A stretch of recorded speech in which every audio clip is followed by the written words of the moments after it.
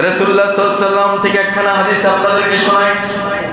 আল্লাহর নবীজি বলেছেন, জান্নাতের মধ্যে একটা বিশেষ দরজা আছে, একটা স্পেশাল ডোর আছে, একটা বিশেষ দরজা আছে। ওই দরজার নাম হচ্ছে রাইয়ান। বলেন ওই দরজার নাম কি? সবাই বলেন ওই দরজার নাম কি? রাইয়ান নামক একটা দরজা আছে, একটা বিশাল একটা স্পেশাল একটা দরজা আছে। নবীজি বললেন, কিয়ামতের দিন এই দরজা দিয়ে রোজাদাররা একমাত্র প্রবেশ করবে। এই দরজা দিয়ে একমাত্র কারা প্রবেশ করবে? রোজাদার ছাড়া আর কেউ এই দরজা দিয়ে জান্নাতে প্রবেশ করতে পারবে? কিয়ামতের দিন রোজাদারকে ডাকা হবে, ইউকালু আইনাস সাইমুন। আল্লাহর পক্ষ থেকে রোজাদারকে ডাকা হবে, ইউকালু আইনাস সাইমুন। ও আমার রোজাদাররা কোথায়? রোজাদার বান্দারা কোথায়? ডাকা হবে। নবীজি বললেন, ফায়াকুমুনা লা ইয়াদখুলু মিনহু আহাদুন গায়রুহু। ফায়াকুমুনা, যখন রোজাদারকে ডাকা হবে, রোজাদার বান্দারা বান্দিরা সেই সময় দাঁড়িয়ে যাবে। নবীজি বললেন, লা ইয়াদখুল মিনহু আহাদুন গায়রুহু, তাদেরকে জান্নাতে প্রবেশ করা হবে। ওদেরকে এই দরজা দিয়ে প্রবেশ করানো হবে। এরা ব্যতীত অন্য কাউকে এই দরজা দিয়ে জান্নাতে প্রবেশ করানো হবে না। সুবহানাল্লাহ। আমার প্রিয় ভাইয়েরা, ফাইদা দেখাল উগলিক, যখন নাকি এই রোজাদাররা এই স্পেশাল দরজা দিয়ে ঢুকে ঢুকতে যখন শেষ, আর একজন রোজাদারও বাকি নাই, অবশিষ্ট নাই। নবীজি বলেছেন, ফাইদা দেখাল উগলিক, এরপর দরজা অটোমেটিকলি বন্ধ হয়ে যাবে। সুবহানাল্লাহ। দরজা এবার কি হয়ে গেছে? বন্ধ হয়ে গেছে। নবীজি বললেন, ফালাম ইয়াদখুল মিনহু আহাদুন, যাতে করে এই দরজা দিয়ে আর কেউ প্রবেশ করতে না পারে। শুধুমাত্র রোজাদাররা আল্লাহর কাছে এত প্রিয়, রবের কাছে রোজাদাররা আপনারা এত প্রিয়, আপনারা এই জান্নাতের এই স্পেশাল দরজা দিয়ে প্রবেশ করবেন। আপনারা ব্যতীত আর কেউ এই দরজা দিয়ে প্রবেশ করবে না। সুবহানাল্লাহ। তা আমরা কি আশা করতে পারি যে জান্নাতের এই দরজা দিয়ে আমরা প্রবেশ করবো? এটা কি আশা করতে পারি? ইনশাআল্লাহ। তাহলে আমাদেরকে কি করতে হবে? রোজার মতো রোজা রাখতে হবে, সত্যিকারের রোজার হক আদায় করতে হবে। প্রিয় ভাইয়েরা, এই সংক্রান্তে ইফতারি, সাহরি, রোজা সংক্রান্তে আর অনেক কথা আছে, আমরা শুনবো আগামী জুম্মা, বলি ইনশাআল্লাহ। আজকে আমরা একটু মাসলাক বিষয়ে এখন প্রবেশ করতে চাই। কিছু মাসলাক জানার দরকার আছে না নাই? বলেন, জানার দরকার আছে না নাই? আমি খেয়াল করেছিলাম প্রথমে মাসলাকগুলো বলে দেব, কিন্তু চিন্তা করলাম আপনারা তো অনেকেই আস্তে আস্তে অনেক লেট করেন, এজন্য অনেকে হয়তো আমি প্রথমে বলবো, কিন্তু অনেকে হয়তো শুনবেন না, সেজন্য এখন বলতে চাচ্ছি। শুনবেন তো ইনশাআল্লাহ? রোজা কার উপর ফরজ? যে ব্যক্তি বালেগ হয়েছে, বালেগা হয়েছে, প্রাপ্তবয়স্ক হয়েছে, এ ব্যক্তির উপরে কি রোজা ফরজ? সুস্থ মস্তিষ্কওয়ালা ব্যক্তি, সে নর হোক নারী হোক, তার উপর রোজা কি ফরজ। মুসলিমের উপর, মুসলমান তো হতেই হবে। অসুস্থ মুসাফির, তার উপরে ফরজ নয়, রমজানের রোজা রাখা ফরজ নয়। তবে যারা সুস্থ মুসলিম, যারা বালেগা সম্পূর্ণ, বালেগ প্রাপ্তবয়স্ক, এরকম ব্যক্তির উপরে রোজা কি ফরজ। এবার 29 রোজা হতে পারে, 30 রোজা হতে পারে, সেটা চাঁদের উপরে নির্ভর। কথা বুঝে আসছে কিনা? সেটা তো জানেন, শাবান মাসের 29 হতে পারে, শাবান 30 হতে পারে। 29 হলে 29, 30 হলে 30। এরপরে যে চাঁদ উঠতে হবে রমজানের, তখন থেকেই কি শুরু রমজান মাস। এরপর পরবর্তী চাঁদ দেখা পর্যন্তই হচ্ছে কি রমাদান মাস। এবার 29 হোক আর 30 হোক, রোজার নিয়ত করাটা হচ্ছে ফরজ। রোজার নিয়ত করাটা কি? বুখারী শরীফের প্রথম হাদিস হচ্ছে, ইন্নামাল আমালু বিন্নিয়াত। প্রত্যেক কর্মই, প্রত্যেক কাজই নিয়তের উপরে কি নির্ভরশীল। বলেন, প্রত্যেক কাজই নিয়তের উপরে কি নির্ভরশীল। এই অন্তরের সংকল্প নিয়ত। কিন্তু আপনি বলবেন যে যদি আপনি রাত্রে নিয়ত করেন, তাহলে যে বলবেন যে আমি আল্লাহর সন্তুষ্টি অর্জনের জন্য আগামীকালকে রমজানের রোজা রাখবো। ঠিক আছে কথা? এটা অন্তরে মনে মনে বললেই হয়ে গেল। আপনি যদি যদি আপনি ভোর রাত্রে না বললেন, সকালে না বললেন, তাহলে আপনি খুব তাড়াতাড়ি বলে বলবেন, আর্লি বলে বলবেন। কিন্তু যদি আপনি বলতে না পারলেন, সূর্য যখন মাথার উপরে ঠিক হতো, এর আগ পর্যন্ত বলাটাই উচিত, এর আগেই বলা উচিত। আপনাদেরকে খেয়াল করে আপনি এই বিষয়ে সতর্ক থাকবেন যে আপনি রমজান রোজা রাতের বেলা বা সুবহে সাদিক হওয়ার পূর্বে, সুবহে সাদিক হওয়ার আগেই আপনি নিয়ত করে নেওয়া, এটা হচ্ছে উত্তম। সুবহে সাদিকের পূর্বে নিয়ত না করে থাকলে সুবহে সাদিকের সময় হতে সূর্যাস্তের সময়ে ঠিক ঠিক মধ্যভাগ, ঠিক কি মধ্যভাগ, সূর্য ঢেলে যাওয়ার পূর্বেই আপনাকে নিয়ত করবেন যে আপনি নিয়ত করবেন আমি আজকের রোজা রাখলাম কার সন্তুষ্টির জন্য, বাস হয়ে গেল।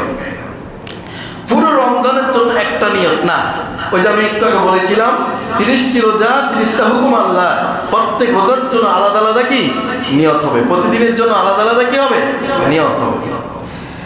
এবার আসেন, রোজা ভেঙে যায় কি কি কারণে? আমরা অনেকে হয়তো অনেক সময় আমাদের কাছে অনেক সময় অনেক ফোন আসে, অনেক কল আসে, রোজা ভাঙছে কিনা, রোজা হবে কিনা, রোজা ঠিক আছে কিনা, আমি রাখবো কিনা, রাখতে পারবো কিনা, না ভেঙে ফেলবো না কি ইত্যাদি। ঠিক আছে, তো আপনাকে এজন্য একটু জানুন, একটু কিছু মাসলা জানুন যে রোজা ভাঙে।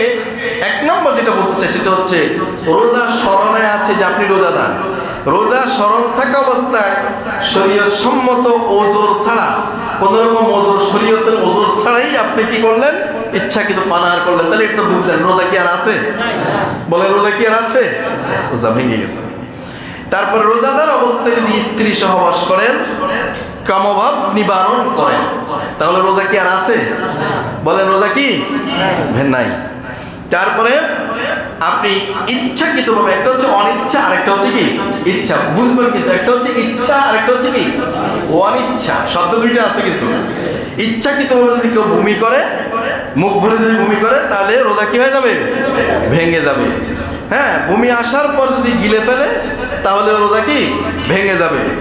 তারপরে যদি কারো দাঁতের মধ্যে যদি কিছু আটকে থাকে, এটা যদি ছোলা হয়, ছোলার একটা ছোলা বুটের সমপরিমাণ যদি হয়, এর চেয়ে কম হলে সমস্যা নেই, কিন্তু এর চেয়ে বেশি হলে, ছোলা বুটের চেয়ে বেশি হলে এরকম খাদ্য যদি গিলে ফেলে তাহলে রোজা কি হয়ে যাবে? বলেন রোজা কি হয়ে যাবে? ভেঙে যাবে। তারপরে কুলি করার সময় মুখের ভিতরে যদি পানি ঢুকে যায়, পেটের ভিতরে পানি যদি ঢুকে যায়, তাহলে রোজা ভেঙে যাবে। যারা ধূমপান করেন, যারা বিড়ি সিগারেট টানেন, যদি এটা করেন তাহলে রোজা কি আর থাকবে? রোজা ভেঙে যাবে। তারপরে ইচ্ছাকৃতভাবে, অনিচ্ছা হলে ভিন্ন, ইচ্ছাকৃতভাবে কেউ যদি আগরবাতি জ্বালায়, আর আগরবাতি আর সুগন্ধি কাছে যদি ও সেই রে ভালো লাগে তোরে, গ্রানটা খুব সুন্দর রে, হ্যাঁ, তাইলে কি হবে? রোজা ভেঙে যাবে। আর অনিচ্ছাকৃত এটা লাগতেছে, আসতেছে না, তাতে কোনো সমস্যা নেই। তারপরে হচ্ছে ওই যে বললাম বিড়ি সিগারেট, হুক্কা তো এখন নাই, আছে এখন কি হুক্কা দেখা যায়? তো এগুলো টানলে, এগুলো খেলে, এগুলো টানলে আপনার কি হবে? রোজা ভেঙে যাবে, রোজা শেষ।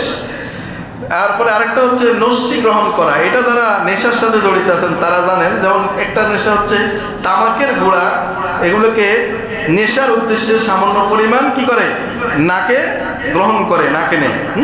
এটা করলেও কিন্তু কি হয়ে যাবে? রোজা কি হয়ে যাবে? ভেঙে যাবে। তারপরে নাকের অভ্যন্তরে ভিতরে ঔষধ, ড্রপ, পানি প্রবেশ করলে। তারপরে হচ্ছে ইনহেলার ব্যবহার করলে, কথা বুঝে আসছে? এরপরে হচ্ছে যদি ইনহেলার, তবে এখানে কথা আছে, যদি ইনহেলার মুখে ব্যবহার করে, যদি এই স্প্রেটা ব্যবহার করে যদি থুতু দিয়া যদি বাইরে এটাকে ফেলে দেয়, তাহলে রোজার ভঙ্গ হবে না। তারপরে এমআর করলে রোজা ভঙ্গ হবে, ডিএনসি করলে ভঙ্গ হবে, ডুস নিলে রোজা ভঙ্গ হবে। রাত মনে করে কেউ সুবহে সাদিকের পরেও যদি কেউ সাহারি খায় নেয় তাহলে রোজা ভঙ্গ হবে। আর সূর্য অস্ত যায়নি, সূর্যাস্তের পূর্বেই যদি কেউ ইফতারি করে ফেলে যে হ্যাঁ রোজা, তাহলে রোজা কি হবে?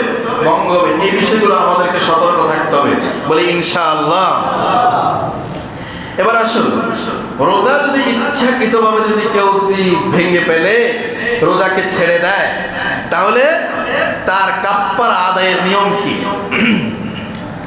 যদি রোজা, এটা ভালো করে শুনেন, খুব ভালো করে শুনেন, রোজা রেখে স্ত্রী সহবাস করলে রোজা স্মরণ থাকা অবস্থায় শরীয় সম্মত ওজোর কোনো ওজোর ব্যতীত ইচ্ছাকৃত পানাহার করলে, বিড়ি সিগারেট টানলে, হুক্কা টানলে, টাপান করলে ইত্যাদি এগুলো করলে শরীয় সম্মত ওজোর ব্যতীত ইচ্ছাকৃতভাবে রোজা ভঙ্গ করলে তার জন্য রোজার কাজা এবং কাফফারা উভয়ই কি আদায় করতে হবে, ওইটাই বাধ্যতামূলক হয়ে যায়।